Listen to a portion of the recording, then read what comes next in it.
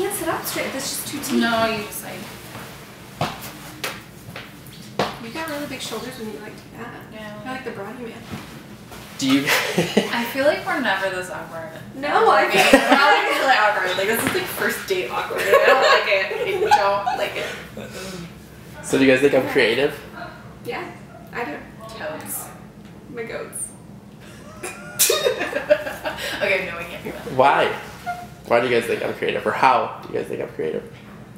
I think you're creative because when you start a project, you ask, like, they have ideas and you bring it to life. You see it in your head and then you bring it to life on the computer and on print. So, and you know, you try different mediums. You don't always just do print or like web. You do like video stuff, like the stuff you showed me. That was really cool. And I think just on like a broader landscape, you're just you're creative because you're not afraid of like your own ideas and what you think is a good idea and what you think is cool. A lot of times clients or different people have one idea about something and you've never been afraid to tell them like, well, how about this? Or no, I don't like that. Or, you know, if I give an idea and it just won't work, you have no problem saying like, no, but let's do this. So I think a lot of people have ideas, but they don't share them because they're worried about what other people think or say, or people might not necessarily agree with it, and you don't do that so much, but in a polite way. And I think your experience helps you to bring that creativity to the table. Like all the different jobs you've had and different projects you've worked on, you add a lot to different projects of just knowledge, the knowledge base in general. You're able to take it from a thought to professional. Yeah, and probably too, like on an excitement level, like when you really like a project or if you really like an idea or a class or anything, you are like 150% into it. Yeah. So that's really cool, and it's just like it breathes life into a project, and it's not just like what it goes over and beyond what it could be, because that extra excitement and just ideas and just presence and of thought is there then. Yeah, and to tag off, I think a lot of your excitement comes from, and like creativity in the moment comes from when you are working one-on-one with that person. Like you don't have to have someone as your intermediary where I would be like, okay, Shane, this person wants this project. You have more creativity when you meet with that person and then you come back excited, full of ideas because you were one-on-one with them, and then you bring it to fruition. I also think listening to Ben Howard on YouTube on repeat over and over and over again really helps your creative process, from what I've seen. Yeah. Kanye. I heard you like Kanye, so I think he adds a lot. Kanye's False. False.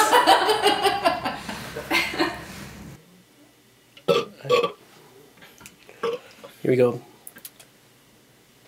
I don't know. What do you think? Flip it my way again. I mean, I look like James and the Giant Peach, but what's up? I'm in Shane's room. He likes the color orange. Like, I don't know. Yeah, it'll be fine. Alright.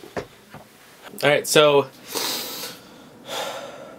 first off, do you think I'm creative? Yeah, I mean, that's pretty easy. I've seen a lot of your artistic stuff. I think you're a pretty creative guy. Okay. Why? Why do you think I'm creative, or how, I guess? Yeah, that part's tougher. Shane is... I'm not going to talk to you because you bore me. Shane's a very creative kid, not so much in the fact that he's able to decipher information the same way that a typical student does. We all can open textbooks and figure out what needs to be understood and memorized in certain particular areas, but Shane goes a few steps beyond that. He has the ability to intuitively create his own substance, which is, I think, a skill a lot of people lack and are beginning to lack more and more because of how money-driven we've become. We feel as if we have to find what makes money and duplicate it. What Shane does better than most people I've ever met is he's able to find new needs and wants that nobody's thought of yet, and he's able to not only think of what those needs and wants would be, but he can create them himself. He has incredible hands-on abilities. I've heard him taught, and firsthand, Shane helped me mount a TV in my room in the most illogical way possible, but it's just because if he thinks of something, he can do it, and he can create it with his hands, he can see it in his mind's eye, and not only that, but he's willing to take criticism and adjust.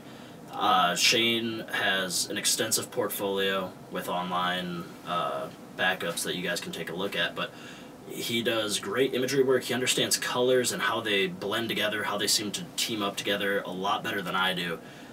But the thing that impresses me most about Shane's creativity is he's never afraid to dream bigger than what might be expected.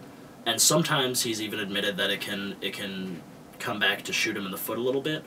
But I think in the long run that's a skill everybody should strive to have, because he's able to come up with ideas because he doesn't limit himself. So one of the things that makes his ideas so great is that there's no barrier holding back any of his creative flow. And sure, sometimes the idea you come up with might not be easily attainable, or maybe the budget doesn't exist for that. But there are certain instances in where you need that idea, because if you are not able to revolutionize, if you're not able to offer something new or of higher quality than what's already out there, then there's no real need for your mind. I think Shane's mind will be in constant demand because of his, like I said, his way of analyzing the information that we all see, but he takes it a step further. He sees where it should go from there. He sees how it can be implemented. And then he also is willing to change it and address unexpected, what we call in economics, unanticipated variables. So if you come up with a cool gadget, but you don't debug it and you find out that it has a major flaw, not only will Shane address that flaw, but he's actually able to fix it. He's actually able to go that extra step, and I think that's a very overlooked aspect of being creative. Coming up with an idea, but also being able to manipulate that idea. Here we go. Okay. What am I supposed to look at, you, or am I supposed to look at the camera? You can look at the camera. You can do whatever you want.